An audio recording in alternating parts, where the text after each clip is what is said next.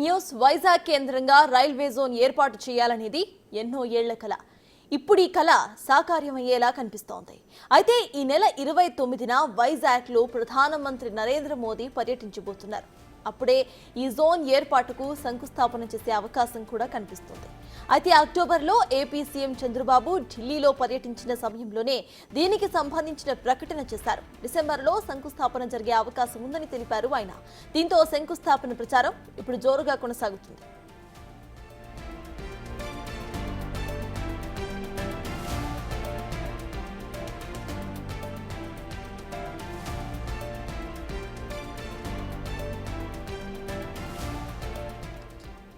నిజానికి Visakha railway zone ఏర్పాటు కోసం గతంలోనే కేంద్ర ప్రభుత్వం నిధులను కేటాయించింది. అయితే కార్యాలయం ఏర్పాటు కోసం స్థలం విషయంలో జాప్యం జరుగుతూ వస్తోంది. రైల్వే జోన్ ఏర్పాటు కోసం గత ప్రభుత్వంలో కేటాయించిన భూముల వ్యవహారం వివాదాస్పదమైంది. దీంతో కేంద్ర ప్రభుత్వం అడిగిన 52 ఎకరాల భూమిని సమకూర్చడంలో ఆలస్యమైంది. దీంతో రైల్వే జోన్ కార్యాలయం ఏర్పాటులో జాప్యం జరుగుతూ వచ్చింది. ఇక ఈ అడ్డంకులను తొలగిస్తూ రైల్వే శాఖ కోరిన భూమిని కొత్త ప్రభుత్వం అప్పగించడంతో జోన్ ఏర్పాటుకు మార్గం సుగమమైంది. రైల్వే జోన్ కేంద్ర కార్యాలయం నిర్మాణం కోసం అటు రాష్ట్ర ప్రభుత్వం ఇటు కేంద్ర ప్రభుత్వం రెండు ప్రభుత్వాలు కూడా అవసరమైన చర్యలను వేగవంతం చేస్తాయి. అంతేకాకుండా విశాఖ రైల్వే జోన్లోనే వాల్తేరు రైల్వే డివిజన్ కూడా ఉండబోతున్నట్టుగా తెలుస్తోంది.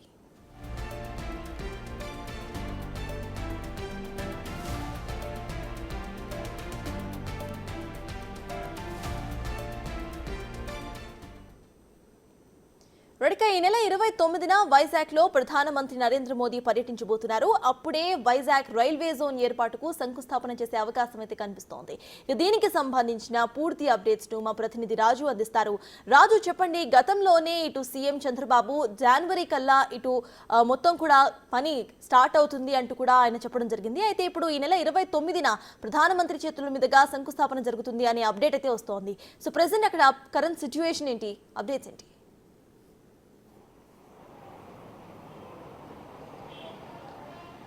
ఈ నెల 29న ఉమ్మడి విశాఖ జిల్లాకి ప్రధాని నరేంద్ర మోడీ వస్తున్నటువంటిదైతే అధికారికమైన సమాచారం అయితే ఉంది. కానీ అది ఉమ్మడి విశాఖ జిల్లా ప్రస్తుతం అనకాపల్లి జిల్లాలో ఉన్నటువంటి తిక్కవానిపాలెం అనే ఏరియాకి అయితే వస్తున్నటువంటి పరిస్థితి అయితే ఉంది. అక్కడ ఉన్నటువంటి SEZలో NTPCకి సంబంధించినటువంటి గ్రీన్ ఎనర్జీ ప్రాజెక్టు శంకుస్థాపన కోసం ప్రధానమంత్రి వస్తున్నారు. అంటే ముందు నుంచే ఎన్నికల ప్రచారంలోనే సీఎం రమేష్ కొన్ని హామీలు అయితే ఇచ్చినటువంటి పరిస్థితి అయితే ఉంది.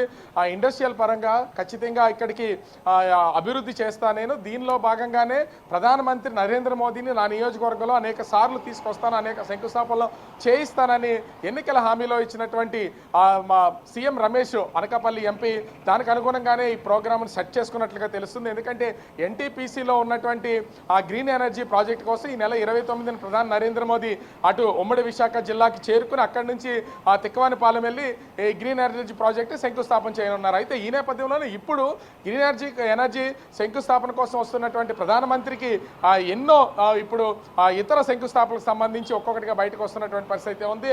ఎంతో కాలంగా ఎదురు చూస్తున్నటువంటి విశాఖ రైల్వే జోన్ విషయంలో ప్రధాని నరేంద్ర మోదీ ఎట్లాంటి నిర్ణయం తీసుకుంటారనేది ఇప్పుడైతే ఓ చర్చకు దారితీసినటువంటి పరిస్థితి అయితే ఉంది. 29 వచ్చినటువంటి ప్రధాని నరేంద్ర మోదీ ఇక్కడ విశాఖ రైల్వే జోన్కి శంకుస్థాపన చేయడంతో పాటుగా వాల్తేరు రైల్వే డివిజన్ దీంట్లో మెర్జ్ చేసే విషయము సంబంధించింది కూడా ఒక చర్చకు వస్తున్నటువంటి పరిస్థితి అయితే ఉంది. ఇప్పటికే గత ప్రభుత్వంలో స్థల సేకరణ అయితే చేసి అటు రైల్వే శాఖ అప్పగించినటువంటి పరిస్థితి ఉంది. అది సరిగా స్థలం కరెక్ట్గా లేదని చెప్పినటువంటి నేపథ్యంలో కూటమి ప్రభుత్వం కూడా మరొక ప్లేస్లో దాదాపుగా 52 ఎకరాల స్థలాన్ని సేకరించడం, అది రైల్వే శాఖ అప్పగించినటువంటి పరిస్థితి ఉంది. రైల్వే జోన్ విషయంలో కూడా 29న వచ్చి ప్రధానమంత్రి నరేంద్ర మోదీ శంకుస్థాపన చేస్తారా లేదనేది ఇప్పుడు ఒక చర్చకు దారితీసినటువంటి పరిస్థితి కనిపిస్తుంది. సో అన్ని శంకుస్థాపనలు, అటు రైల్వే జోన్ శంకుస్థాపన, అదేవిధంగా NTPC గ్రీన్ ఎనర్జీ శంకుస్థాపన రెండు ఒకే చోట చేస్తారా, లేదా ఇప్పటికీ NTPCలో గ్రీన్ ఎనర్జీకి సంబంధించి శంకుస్థాపన చేసి మరొకసారి విశాఖ పర్యటనకు వస్తారనేది మాత్రం తెలియాల్సినటువంటి పరిస్థితి కనిపిస్తుంది. సత్తాస్. Right, thank you Raju.